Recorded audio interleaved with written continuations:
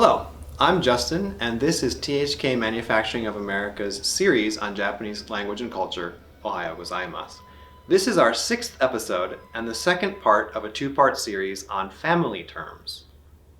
If you haven't seen the 5th episode yet, you should go back and watch that first, because we give a more detailed discussion on the differences between the respectful and the humble terms that are used for family words. To simply recap, Japanese has 2 sets of family words.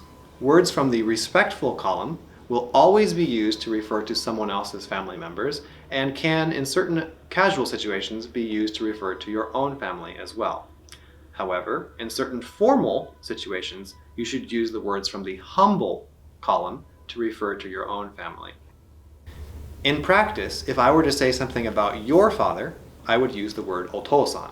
If I were going to say something about my own father, and I wanted to be a little bit humble, I would use the word chichi. Alright, with those concepts in mind, today we're going to learn some more vocabulary. We have 12 family members in English, but in Japanese this is going to be 24 terms. I've decided to break them into 2 groups, with a humble and a respectful group for each. First, let's go through some of the respectful terms. Let's go to the word warp.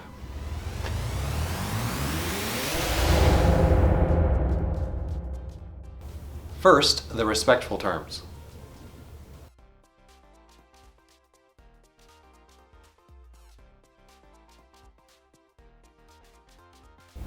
ご主人、奥さん、お子さん、息子さん、娘さん。And here are the humble versions you would use to talk about your own family. 夫、妻、子供、息子、娘。You'll notice that for the relatively younger family members, the only difference is that a san is added to the respectful term. Let's add these terms to the family tree diagram. Again, the native speakers will read the respectful terms and the humble terms one more time. ご主人、夫、奥さん、妻、お子さん、子供、息子さん、息子、娘さん。娘。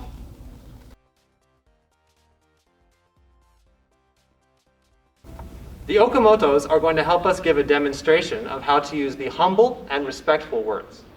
First, Atsushi is going to introduce Chiaki to me. He's going to use the humble word for wife. Then I'm going to respond using the respectful word. 妻です。Hi, Okusan desu ne.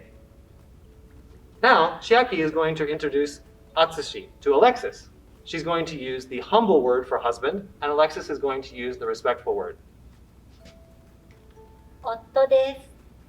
はい、ご主人ですね。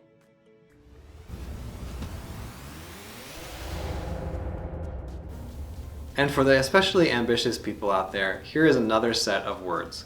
Pay close attention to the differences between uncle and grandfather and aunt and grandmother. The length of the second vowel is very important, and it's twice as long in grandmother and grandfather as it is in uncle and aunt. First, the respectful terms.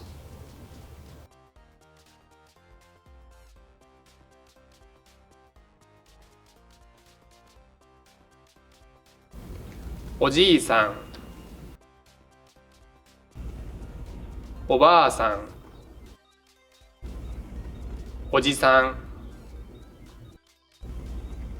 おばさん、おいごさん、めいごさん、いとこさん、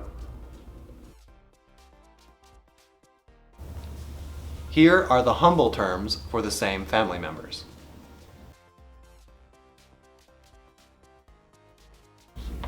祖父、祖母、おじ、おば、おい、めい、いとこ。 Let's add these terms to the family tree diagram. Again, the native speakers will read the respectful terms and the humble terms. おじいさん、祖父、おばあさん、祖母、おじさん、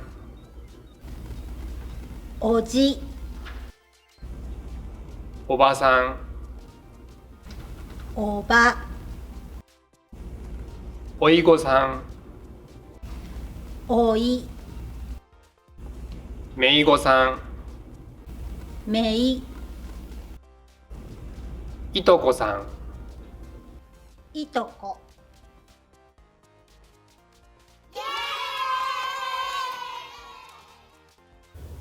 I don't expect you to learn the kanji that we're going to talk about today, but I want you to start noticing patterns when it comes to kanji characters. First of all, did you notice any similarities between the characters for ane, imoto, and musume? They all have the same component on the left-hand side. This character on its own means woman, and it's used in these characters because they are all female relatives. One of the ways that more complex kanji are made is by combining simpler characters. Also, sharp-eyed viewers may have noticed that the last couple words were not written in kanji, but they were written in the phonetic script hiragana. This is because, depending on whether your aunt or uncle is older than your father or your mother, you'll use different characters to write it. Japanese differentiates the gender of most family members, but for cousins, it is always pronounced itoko, regardless of the gender. However, there are actually 4 ways to write itoko. All of these words use this character, which means subordinate or following. And then after that character, you'll use the kanji for older brother, older sister, younger brother, or younger sister, depending on the gender and the age of the cousin. Thank you for watching the second video relating to family terms in Japanese. It is very complicated, but I hope that after 2 videos, it's starting to make some sense.